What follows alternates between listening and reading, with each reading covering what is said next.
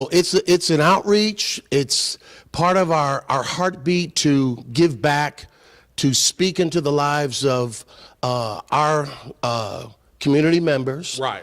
in ways that matter to them. So, Right. Bless the City is about Matthew 25, where Jesus said, "Hey, when I was hungry, you fed me, Right. and when I was thirsty, you gave me drink." And the response from his followers were, "When did we do that for you, Jesus?" Right. And he said to them that whenever you help one of them, the least of these, you are helping me. And so we took that to heart a number of years ago, and we started giving away food and clothing. We do it as a year-round outreach, but Bless the City is a day when we say, come on, maybe if you're going to get new furniture, if it's time for a dishwasher upgrade or a refrigerator, and you've got something serviceable Right. in your home that would bless someone else, bring that refrigerator, bring that washer and dryer, bring that bedroom set, bring the clothing, and let's really help people. And so that's what tomorrow is all about. We're expecting, right now we've got 500 families registered Wow. for that event. We're calling individuals that we've served through this ministry, and we're asking them, can we be of assistance? We're telling them that we're going to have 75,000 pounds of food on our grounds, that we're going to have health care services, that Right. we're going to have employment services. Wow. That in ways that are really meaningful, they can be blessed. So that's what tomorrow is all about. Yeah, impacting our city, allowing people to come out, not just for the food drive, because I know the food drive is an actual asset to what you guys do. Sure. We talk about giving away food, but also to give, you heard what Bishop said, they're giving away furniture, appliances, clothing. It's an opportunity for that single mother to come out, get blessed for some Sure. of the things that they need in that household, right, Bishop? Of course. I mean, need is something that is part of the fabric of people's lives. Right. I used to be that person, man. When we were growing up in upstate New York, my family was on public assistance. We used to stand in line to get whatever assistance the government or our community was making available. Right. So again, when I found that as a pastor, that's part of what God wants us to do on an ongoing basis, we began to teach that to our ministry. Right. We began to make that part of our messaging, that if we're really here as the church, then there ought to be some ways that express the love of God beyond the preaching, beyond Sunday school. Right, Those right. things are wonderful, and they build us. But how do we, as people who are built up, who have been blessed ourselves, how do we, who have gone further than the generations past, how do we do something that reflects that it made a difference? Right. The help that my parents received, the assistance that our community was involved in getting when we were struggling. Now that we are blessed, shouldn't we express the love of God through giving? And so that's it. That's what says to people that church cares about us. That's Right. what says that God loves us in ways that just touch a person's life, maybe help stabilize the food, of course, that's going to be gone in a week. Right. But if I keep giving, if I keep finding a way to stay connected, then maybe after my church service is over, I can continue to help. I can continue to express God's love. And that's what we're about, man. That's what we're doing. It's a great work. We invite the community Okay. to come out and be a part of that. If you've got some donations, something that maybe in your home would be a blessing to someone else, then you're welcome to stop by 5814 Ritterman Plaza. Drop off clothing. If you've got a sofa, a washer, a refrigerator, hey, Keith, we've had people give cars away. Wow. What a tremendous gesture it is. Someone who may need transportation to get their kids to school or to get to a job. Man, think about that. Wow, so this is a perfect opportunity for someone that's watching this segment for Black Friday Live. If they want to give, now's a golden opportunity for you to bless a family, Absolutely. bless a child in need, Absolutely. bless a young teenager, a young millennium. But I want to touch on that too, because I know you're partnered up with the food bank. Of course, yeah. And Eric's doing a wonderful job. Eric Cooper, Wow. right? Well, Eric, Genevieve, Their whole team. Their whole team. Yeah, we've been partners with the food bank now for over 15 years. Right. And we felt it was important for us to have an ongoing presence in that area specifically, that year-round people would know that there's a place in our community that if we need a little help with some food, then Family Life, and again, there are many other great ministries that are doing the work. Yeah, I know you're part of that. But this is something, this is something that we felt was important to have as an ongoing ministry. Right. So every other Saturday, 200 or 300 families come to our ministry. The food bank has graciously set us in their schedule, their rotation. Right. And a lot of people don't know this, that the entities that provide that food, we purchase the food. Right. So the offerings and the giving of our constituents, that helps us to be able to fund those programs. So we can offer food all year long, no cost. Wow. Nobody. All year long. Of course.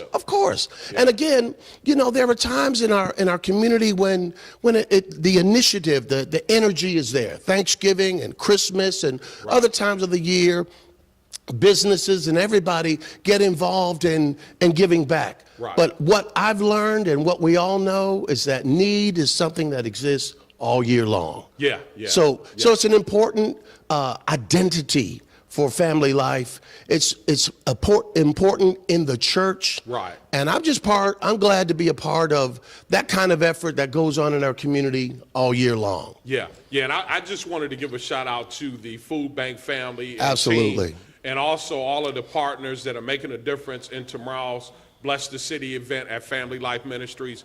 But I want to talk about touching these millenniums too, because I know that's been a huge, vital heartbeat when we talk about your ministry. Of course. And for that young person out there that's looking for a church home, a pastor, the word where they can get fed and move right along in life, to help build this kingdom. Sure. How are you affecting and touching these millennials, Bishop? Well, I think the fortunate thing for my wife and I and our ministry, a lot of our kids that are now college graduates, beginning to engage the professional world, married life, a lot of them grew up in our church. Okay. They saw us involved and reaching out to the community, and now as young adults, they're trying to they're grappling, as I did, with how do I express my faith. Right. Culture has changed, the landscape has changed.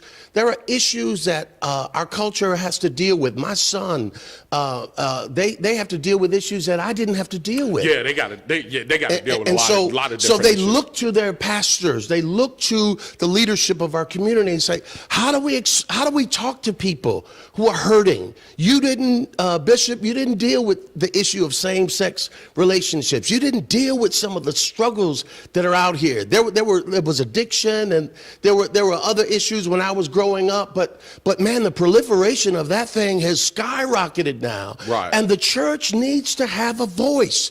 We need to have an answer. Right. We need to be involved in the conversation of men and women that are challenged by today's issues.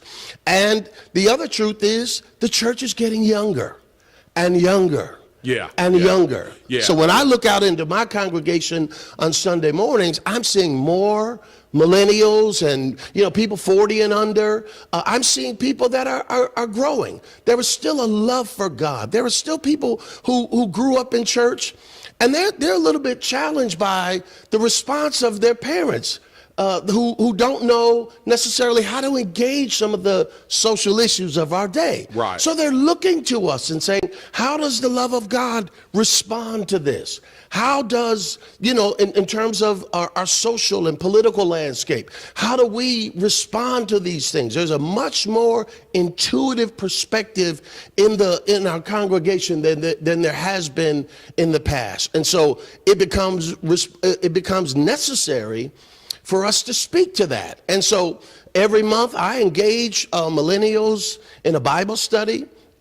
And again, this is nothing unique to family, not to family life. Right. I just feel it, man. I feel like that they want to talk to me. They want to hear from me. They want biblical insight and perspective, but they want to know how to be genuine and authentic. How do we endorse them and say, for your lifetime, God will be with you? Right. So it's an ongoing struggle.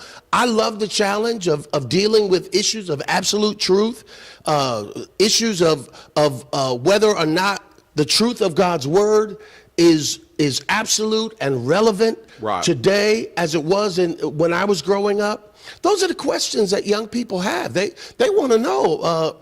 I'm hearing in my sociology class that, hey, whatever's true for you is true for you, and whatever's true for me is true for me. Pastor, is that true? Right. And so that's what Christian leaders are doing today. Train them up. Absolutely. Train a we child. are giving them the same biblical foundation that sustained us over the course of our lives. But the challenge for every generation is, how do I take God's word and make it relevant for me today? Right. And so, activities that speak to them, forums that allow them to ask questions. Pastor, I don't get it. I don't understand how to trust God. I don't understand what it means to walk by faith. Right. I don't understand what it means in this day of individualism. How do I live my life as a person who lives for others and not just for myself? Yeah, that's good stuff, because I know you and Pastor V have a passion for that. Even, Absolutely. You're raising young adults. Sure. You got 2 young boys that you're raising. Sure. So I know it's a close niche to your heart in doing that. But also, I want to just let my viewers know too, also, that you're just doing more than trying to save lives and saving lives. Sure. You can go to Family Life Ministries and get some soul food too at the bistro. Hey man, I'm telling you, it is so incredible. Many years ago, while I was, growing up in ministry in San Antonio, I met people like, Mr. and Mrs. G, right. Whose food and their kindness and their service really encouraged me. It was always in my heart to open a restaurant. I can't cook, but I know what good food should taste like. Right. And I felt like there was a void in Northeast San Antonio, and there came an opportunity a few years ago for my wife and I to use part of our facility and set up a restaurant there. And it's been a great venture. We're having fun. We're learning. But the great thing, Keith, and the real heartbeat of why we did it was we knew that if we did it right, God would bless it. And through that blessing, maybe we would be able to help someone else. Right. And so, we've been able to employ individuals. We've been able to help some students who are in college, even some high school students. We've been able to give them a job, man. Yeah, that's where, man, if that's ministry is ever meant to be impacting, it makes our lives better. And so I've watched some of my contemporaries and individuals who have gone before me and paved the way. I watched individuals like Bishop Copeland and how they use education as an integral part of their ministry service to the community. I was inspired by what I saw them do. My kids went to Feed My Sheep Academy in their early years. Okay. And so I wanted to, when I saw that, I was like, it's so cool that I can take my son to a daycare and then to an early childhood education program that's sponsored by a church. It was awesome. And I said, I'm going to do something like that. But I knew that education per se wasn't my genre, but I knew that there was a way that I wanted to be able to employ people, provide a meaningful service to the community, and really touch lives. So when the idea of a soul food restaurant came up, my wife and I talked about it 20 years ago. Okay. And 4 years ago, we started out 1 day a week. Let's just see what happens. Right. And then from 1 day a week, we went to 2 days a week. Now the Soul Food Bistro has 30 employees. Wow. Now we're open 5 days a week. Now we're really involved and putting an imprint on the food service market. I love it. It's fun.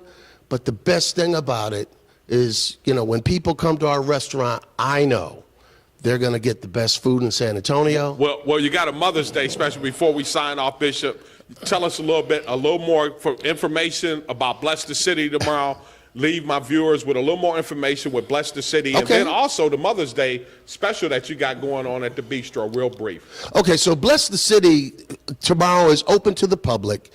If you need assistance of any kind, if you're looking for an outlet for education, perhaps for yourself or for your family members or friends, if you're looking for employment, we'll have those people on site tomorrow that will be there to provide information from places like Alorica and places like Rackspace. Right. Other employers will be on the grounds to say, hey, we've got some job or training opportunities. That's who we reach out to, the Everest of this world and the vocational technical schools, and people from St. Philip's will be on site. So if you need help with education or getting your academic career back on track, come on out. We can help with that.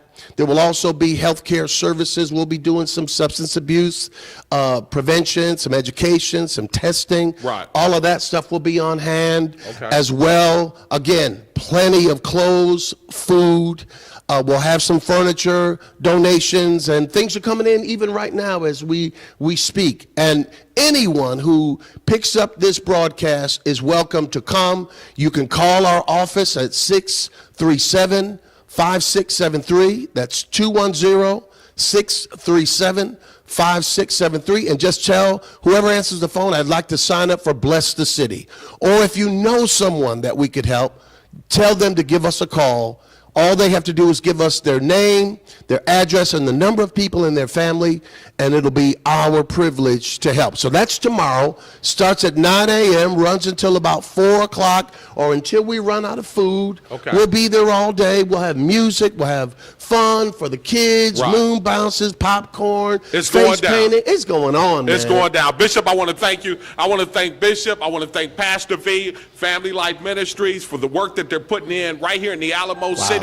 Stay right here for more, because I got my councilman coming up along with Keith Tony right here on Black Friday Live. Thanks again, Bishop. Thank you, King. God bless you, Bishop. And bless you. Thank And you. bless the city.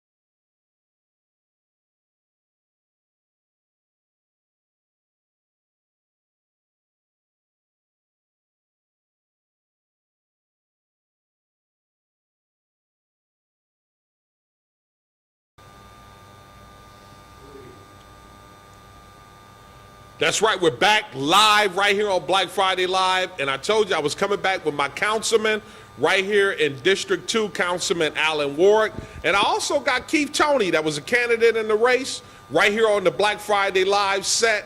That's right. We're back. What's going on, Councilman? Hey, Keith, how are you doing, sir? I'm doing good. Keith Toney, excuse me. Always a pleasure, Keith. How you doing?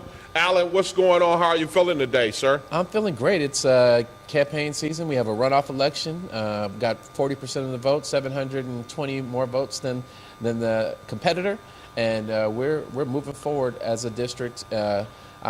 With Keith Toney here, as I've been with Keith Toney every day since the election. Okay. And it's really a good feeling to have the district moving forward. I feel like we're going on the right path. Yeah, so how are you feeling about this runoff, Alan? You know, I mean, one of the things that I wanted to talk about is, too, this is a huge district, and this district has a lot of voters, but there's always a low voter turnout in this district. And I don't understand, why people aren't exercising their right to vote in this community. Well, I think the reason is that we haven't given them enough things that are tangible that they can understand, benefit their lives and their lifestyle. So we haven't finished or fixed as many streets as we could have. We haven't fixed as many sidewalks and added sidewalks like we could have. We haven't improved the parks like we could. But with this bond election and the $98 million that we have going to this community, all of these are going to be real tangible differences in their day-to-day lives. Right. I understand that, Councilman, but my whole point in saying that is we got to get these voters to come out and vote. You know, I mean, from a local, how do we get them from a local to a state to go national to get to those polls and voice their opinion? You know, our ancestors, man, went through a lot for us to get to those polls and vote. And we got a huge district, but the race, what, 6,000, 7,000 voters in this district? About 7,000 voters, which is actually the highest turnout that we've ever had in District 2. Okay, so hip hooray for that. For a city council race, but again, it's still about 9 to 10% of the people that could have shown up. Right. As opposed to 6 or 7% previous year. So we are doing better. The last election, there was 4,996 voters in 2015. Okay. So it's definitely improved engagement, and I'm proud to have that. But of course, we have some room to grow. Yeah, we got some work to do, Councilman. And one of the things I want you to talk about, some of the works that you want to put in, because now you were in the race. Tony, this is your third time in this race. But I want to go right into it, and I'm not going to sugarcoat anything. I know we're live, but what's these allegations? Keith, I know you're endorsing Councilman Warrick, right? I am. Let's talk about your endorsement, and then we'll talk about these allegations. Okay. Thank you, first of all, for having us on. You're quite welcome. I am endorsing Thank you. Councilman Warrick. Again, as everybody knows, there were two choices, Councilman Warrick and Mr. Shaw. Okay.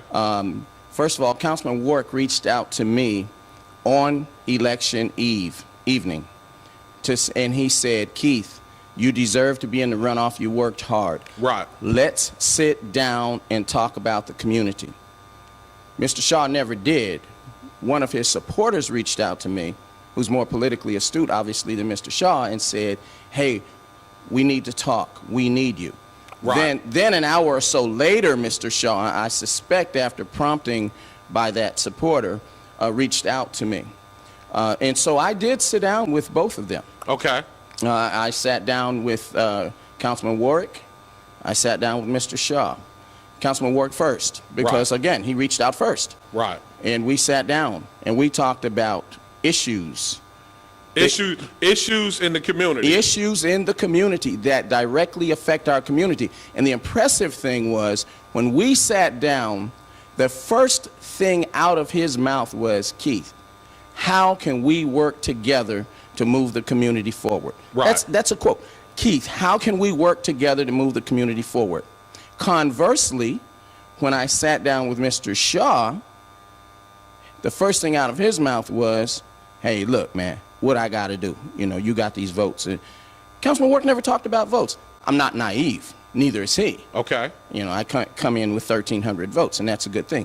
But the first thing he talked about was, how do we work together? Never got that from Mr. Shaw.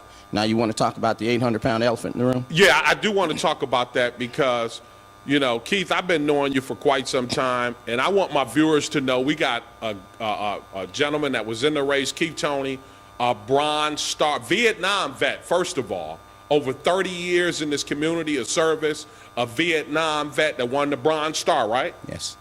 Yes. Okay, we got some serious allegations, but Cruz is not just in this race, he's an attorney too also. He is. So we got an attorney, and then we got his people, his team, you know, making these allegations that you said, give me $15,000 for an endorsement. Right, right. That's absolutely laughable. First of all, Is it false or true? It's absolutely false. It's absolutely false, patently false. This is more of that Houston lawyer politics. See, this is San Antonio. He doesn't even know District 2. In all of my races combined, and I suspect Councilman Warrick's as well, wouldn't add up to $15,000 in debt. This is District 2. $15,000? Yeah. Here's the conversation, Keith, and I'm glad to have this forum. I'm glad to have Black Video News. I'm not surprised you're the folks who want to give me a real forum.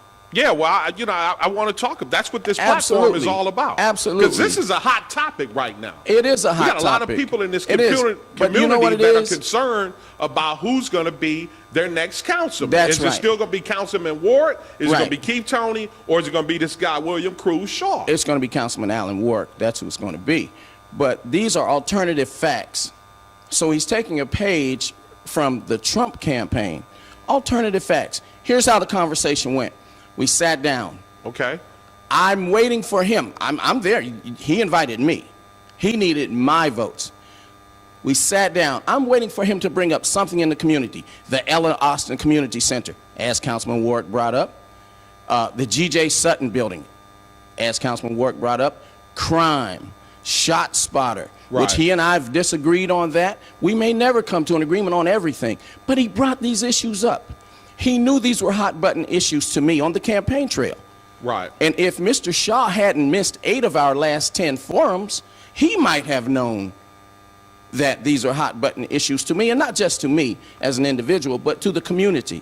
Crime. We just had a 7-year-old shot in his bed. Thank God he survived. Yeah. In a drive-by shooting. You're aware of that, I know. Yes, yeah, quite aware of it. Why didn't Mr. Shaw bring that up? Well, Councilman Warrick talked about crime and those sorts of things. So here's what happened. They said to me, well, one of his supporters, because again, Mr. Shaw's politically naive. One of his supporters said to me, do you have campaign debt? I said, I suspect I do. Don't know how much it is. Right. He said, well, how much? I said, I don't know how much it is. So they threw out, well, is it 5,000, 10,000, 15,000? I said, I don't know. Could be anything. I just don't know. I haven't done my report. I don't know. The next thing I hear, I asked for $15,000. Okay, because that's what we've all heard Yes. from local news. Local news. That's who was too happy to report it. Yeah. Because it shows that it feeds into the narrative that some people in our community want to think about us in District 2. That we are corrupt, that we can't get along, we can't come together for the good of the community. What you see here are 2 gentlemen who've had classic political battles. Right. Well, one of the things that I said to you off the camera is you're never going to agree with everything a politician says or does, but I think one thing that we can agree on, and that's one subject, is the growth of our community. Right. And I think we can all agree on that. Well, and I think that's the whole key here. Even without former Councilman Toney's support in this election, I potentially could have gotten maybe half or 40% of his voters, and I'm already 700 voters ahead, and I probably could have won this race. Okay. Still. Right. But I did that last time, and the community hasn't moved forward. There's still 1,300 folks out there who represent a larger population, because we know that everybody doesn't vote in District 2. They don't. So there's probably 10 or 20,000 people that feel the same way those 1,300 people feel, because we have 130,000 people in the district, right? Right. So, but how many are registered voters? About 70,000. Okay, so that's the number. Yeah. 70,000 registered voters in District 2, and we got a race where 7,000 people show up, which is absurd to me. But it's throughout San Antonio. This is not a new it's thing. all over the country. Yeah, it's not a new thing. And even with Trump there, in DC, people aren't motivated to come out because in the end, they don't feel like it's going to impact their day-to-day lives. So we have to give positive things that impact people's lives in order to get more people to show up. Because it's not our parents and grandparents' generations where we're fighting for the vote anymore. We take things for granted a lot of the times. But it starts with these local elections. Councilman? You would hope or think that it does, but it really doesn't. Because we have twice as many people show up for the federal but what election. I'm saying that we got to get them to vote locally before we can get them to vote nationally. But they already vote nationally, though. So there's more people I that vote understand, but they got to nationally vote locally too. Oh yeah, I would love to have that, but it just doesn't occur. Okay. And I think there's a couple things that we can make it easier. We could put all the elections in the same time frame as opposed to having them, in May. There's a couple things that we could get more voters out because we know we have 14 to 20,000 people that show up for the federal election, but only no more than 5,000 before this election. So 7,000 is really a big jump. Okay. 2,000 new voters in the last 2 years. Okay, well, as long as we got some improvement, I'm always good with improvement. So Keith Tony's endorsing you. Yes, and it's not just endorsing me. This is not just during the campaign so it looks good for the cameras or it looks good for the voters. He's working with me in order to make the community a better place and the place that we all want for our children, for our grandchildren, and for everyone in District 2. And that's the difference between Alan Warrick 2015 and Alan Warrick 2017, saying, I don't need Keith Tony, I can do it by myself. Right. Obviously, there are folks that trust Keith, there are folks that trust what he's done and respect everything that he's done, and are supporters even with these crazy allegations. And these folks are the people that are going to help bring District 2 forward. And I want my viewers to know that because you just said crazy allegations. And I want you to touch on these allegations real quick because it also $15,000 is. If I had, my wife said, if you have $15,000 to give Keith Tony, I need a new Gucci bag too. So it's just. I'm quite sure she did. It's ludicrous, and the funny thing about it is, where am I going to get the money? I need money for my campaign right now. Right. So I'm going to pay him off, and I'm going to raise, hopefully I can raise $15,000 in this next month in order to have a campaign. Right. But that's not guaranteed. Yeah, it seems a little uncharacteristic when we talk about Keith Tony. We got a Vietnam vet we're here. talking about him, but you're also talking about you too. So it shines the spotlight on you too as well. Right. No, it's a crazy thing, but you're also thinking about someone who was campaigning for District 2 while he was on the zoning commission, and he told the Express News a different story. Okay. So but those same people that told me or that are coming out and saying that Keith Tony asked for this money, right, are the people that also said that Cruz didn't campaign, but then they told me that he did campaign to them. So it's one of those things where people are going to say what they say, and I don't see any real evidence. If the folks were trustworthy, the voters are going to make their decision. Yeah, they are. And I respect whatever decision they make, but I know that we're going to be victorious come June 10th. Keith, let's talk with Keith for a second. Keith, Express News endorses you. Where do you think Express News, now that you came a little short, but that's okay because you've been putting work in this community for a long time. It doesn't stop. No, it doesn't stop. No, it doesn't stop. The reason I ran, one of the many reasons I ran, was because it gives me a platform to continue doing the work. And also, again, back to Councilman Warrick, he was amenable to listening to what I had to say about what my voters were telling me. Right. Because he put the community first. He didn't say, I'm the sitting councilman, he said, Keith, let's talk. How about that narrative? Let's talk. Okay. Why? But he did mention moving the community forward. That is radical. Yeah, we can all agree on that. We should be able to. We should be. That shouldn't be radical, but in Right. today's world, it truly is. Okay. Well, Councilman, real quick, give us the date for the runoff for our viewers. Let us know when this runoff is taking place. I know Keith is going to be supporting you. I see it. I'm glad you guys came on Black Friday Night Live. But tell my viewers when the runoff takes place. Sure. We have the runoff election happening on May 30th with the early voting till June 6th, and then the election date is June 10th. But don't wait till June 10th to come out. Come out May 30th, vote on that first day. Let's get it done during early voting, and let's bring forth a Warrick victory, because a Warrick victory is a District 2 victory. We're all going to be better off with this team that we're putting together, working forward, working towards a brighter future for District 2. Keith, you want to say something before we sign off right here at Black Friday Live? I really do, Keith. Team Tony, listen to me. Come out, please. You know about the disagreements Councilman Warrick and I have had.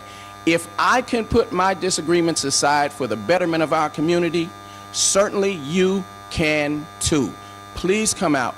Help me support the man that I'm convinced has seen the light on some things where he may have come up short. That's okay. None of us are perfect. But we've had extensive conversations. I hope to have those conversations with his opponent. That did not happen. But I want you to come out, support Alan Warrick, support me. Please, I'm putting this on the line, my good name on the line, which already you've seen the dirty Houston politics that are trying to besmirch my name. I'm putting my name on the line. Councilman Warrick understands that. I want you to come out, please, like you've supported me, come out, support Councilman Warrick, and vote early. Well, Keith, I want to thank you, Councilman. I want to thank you for being on Black Friday Live. I want to thank my guests today, where we're always going to be bringing you the hot topics and guests right here on Black Friday Live. I'm Keith Scott. As always, be encouraged. We'll see you next time.